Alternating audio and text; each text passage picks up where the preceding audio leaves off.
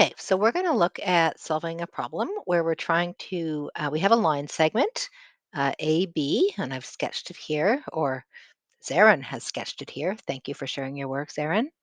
A, negative 5, 10, B, 15, 0. And we're asked to determine the midpoint, the slope, and the length. So we start off with a good sketch. Um, First, we'll start with thinking about the midpoint. So, if we want to find the midpoint of a line segment, what we should be thinking about is trying to find the average or the middle of the two x's and the middle of the two y's. And that's going to give us our midpoint right here. So, another way to think about the middle is to think about an average, the average of the two numbers. So, let's take a look at our two x's. Our two x's are 5 and negative 5 and 15. So we can think about adding them together and dividing by 2. That will give us the middle.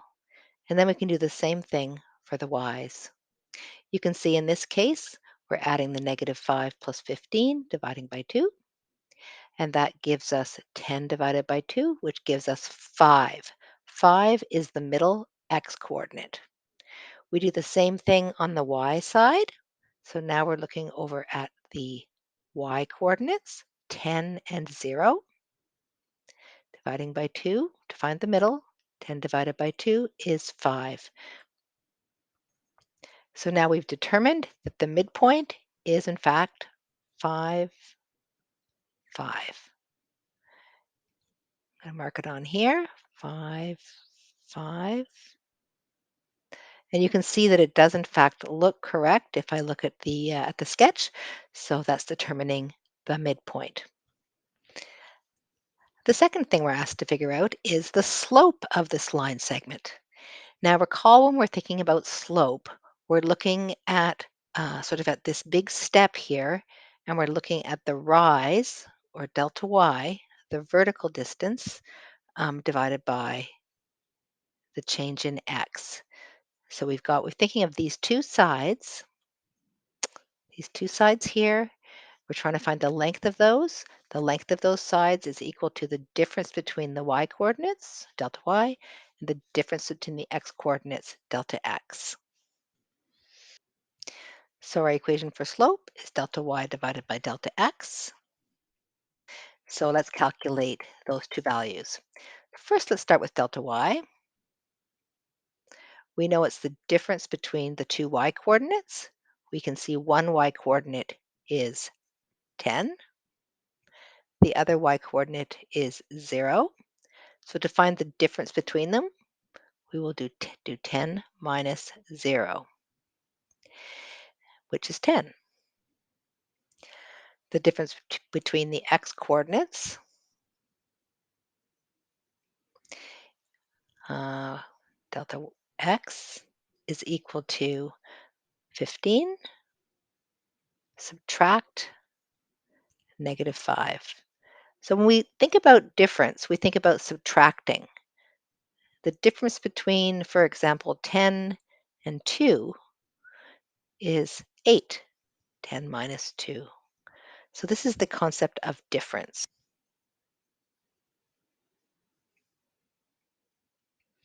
So now we have our delta x and our delta y. 5 minus negative 5 is equal to 20.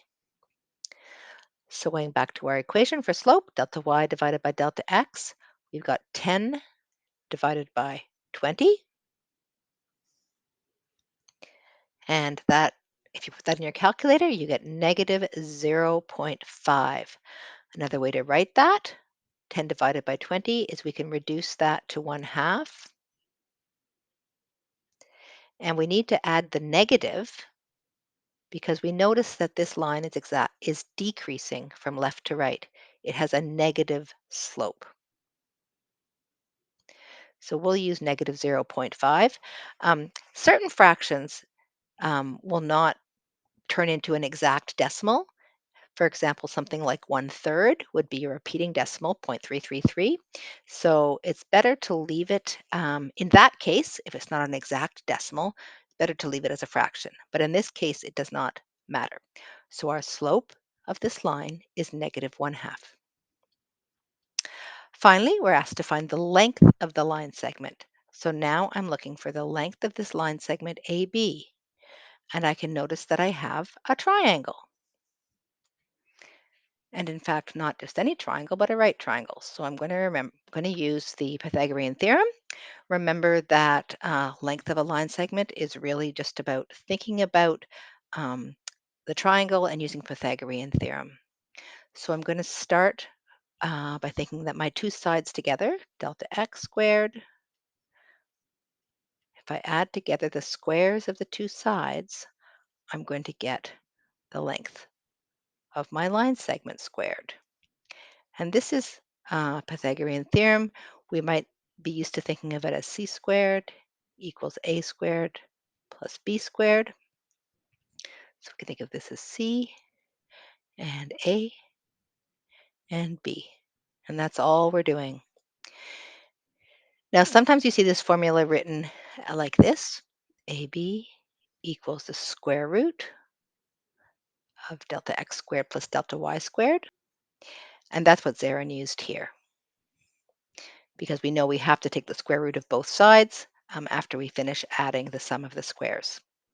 So substituting in our delta x and delta y, which we've already calculated from finding our slope, delta x squared is 20, or delta x is 20, delta y is 10. This works out to be approximately 22.36. So the length of the line segment is 22.36. And that makes sense because it has to be longer. It's the hypotenuse, so it has to be longer than these two sides. So the next thing that we're asked to do is to determine the equation of the line containing segment AB. So let's take a look back at our diagram and see what that means. So AB is this segment right here. The line is the whole line that goes on forever in both directions, and we can see that it contains AB.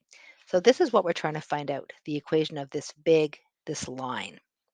And we can see some things about it already. We know it has the same slope as AB, which we have already calculated. We know some points on the line as well. So recall, when we're trying to find the equation of a line, we need uh, the slope and a point. And in this case, we do have the slope of that line segment, and we also have several points on the line. So we're going to be using the general equation for a line to come up with this equation. So we'll start by writing our equation and putting in the slope that we know. Now, recall the slope of this line segment was negative 0.5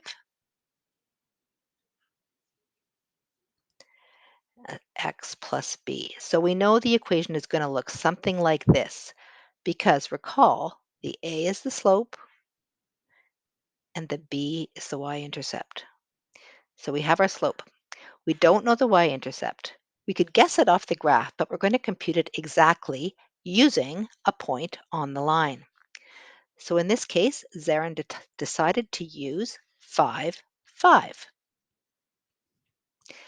She could also have chosen one of the other points on the line. They would all give us the same answer. So here we are taking 5, 5. We're putting in 5 for the y and 5 for the x. Working it through using algebra, we end up determining that b is equal to 7.5. So now we are ready to write the equation of the line right here. Y equals negative 0.5x plus 7.5. So that's how we write the equation of the line.